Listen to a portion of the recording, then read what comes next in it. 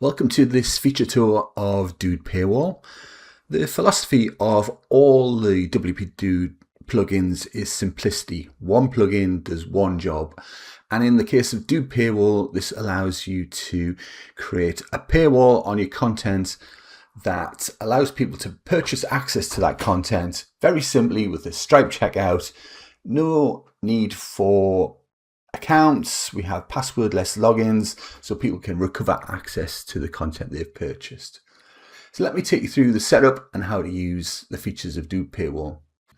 Once you've installed the plugin, you'll see this menu option called Dude Paywall. The first thing we need to do is create the settings or set up the plugin with the settings page. The very first thing we need to do is set up Stripe. This is how you do that. Configuring Stripe on any of the WPDude plugins is done in exactly the same way. So the first thing you need to do is log into your Stripe account. If you're going to do the configuration on your production account,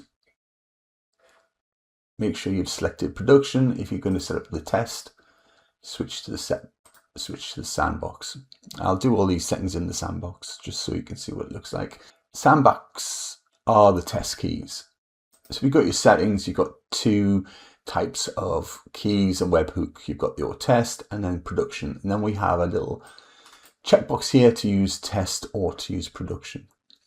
So once you're in the Stripe account you're configuring for, go to developers, and then API keys. So you have a publishable key and a test key. This is my test account, so it doesn't matter that you can see these. So we would copy those and paste them into the publishable key, and then the secret key would also go in there. And then we need to set up a webhook. So that's developers, webhooks, add a destination. And then you'll see at the top of all the settings on whatever plugin you're in, there's a webhook URL. So select that. And then we're going to set which events we're going to send. You can do select all. That's not going to break anything, but just understand the amount of data you're going to send is much larger. So the events we need to send are checkout session complete, checkout session payment succeeded, checkout session failed, checkout session expired, and charge refunded. So if we go into here, we can find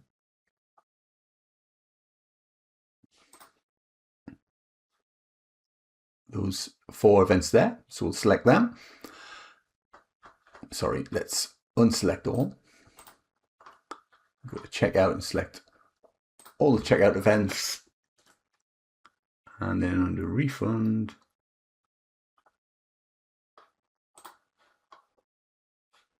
we might as well select all those as well. There's a little more than when we want. We don't care about refund failed or refund updated, but that's all we need. So we'll create a webhook endpoint and let's give it a name.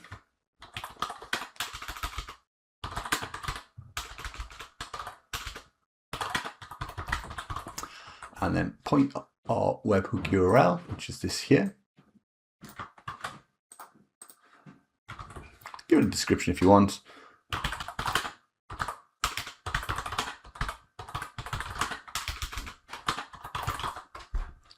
I'll create a destination. Copy the secret sign-in key here.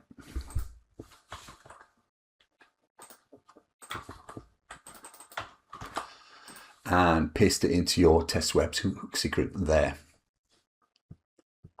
And that's set up for you. Once you've done everything, we have a button at the bottom that says save and test the connection. And if everything is connected as it should be, you'll get a message saying everything is good. Like that. We also have this option here. So if you're testing on a local development and you can't send that webhook back because it's not internet facing, you can check this option here And what that does is, instead of waiting for the webhook to send data back to your local development environment, there's a button on that page that says, yes, the webhook has successfully run and payment is confirmed. That only works on development. And that's how we set up our Stripe connection. Don't forget to repeat the process for your live publish with keys and remember to uncheck this when you're ready to go into production and capture real transactions. The other settings we have are the default currency. We can set it to all of the currencies that Stripe supports. We can override this on a per protected content basis. Then we set which types of content we want to add protection to. Then we have some settings around the session lifetime, magic link, that kind of thing.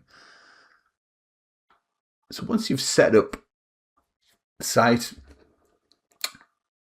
we can then protect some content. So if in this case, let's create a new post. Let's give it a title.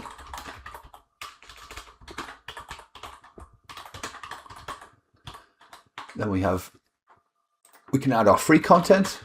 So anyone who comes to this post will see the content. And then what we need to do is add a content protection block. So click on plus, do a search for Dude, and there's our paywall break.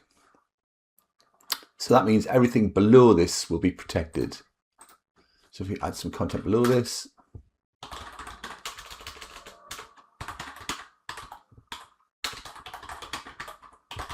like that. I can't spell it here. Then on the post options, we have our option to enable the firewall. So we enable it and we set a price. Let's say that's going to be £10 or it could be $10. Like I said, we can override the price there. If you're not using Gutenberg blocks, you can put a shortcode in and replace this Gutenberg block here. So for example, if you're using Elementor, you can have free content, drop in the shortcode widget, put the widget in, and then put your protected content underneath that. So let's publish that. So here's our content. You can see the free content there, and then we unlock it with Stripe like that. If we've already purchased the content, we can type in our email address, and that sends us a magic link with a unique code to unlock access again to this content. But let's buy this with Stripe.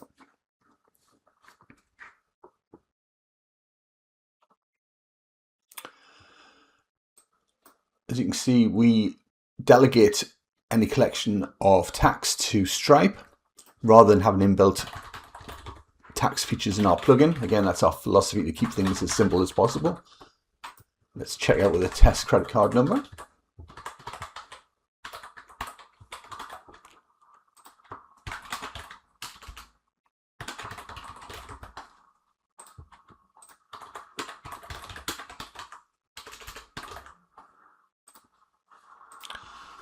Click on pay.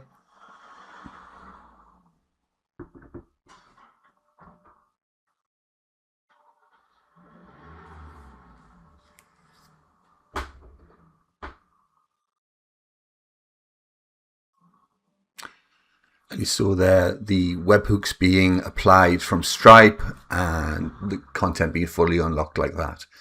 So we've got a cookie set now. So when I return to this page for however long our session lasts for, I'll be able to see that content.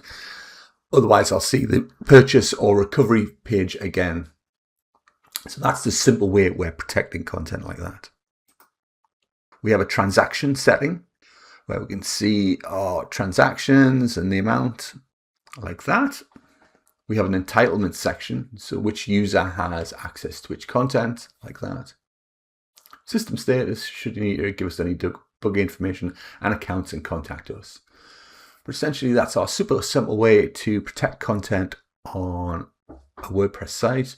No logins, no accounts needed, simply buy access to the content, be redirected, gain access, view the content, and easily recover your access should you need to.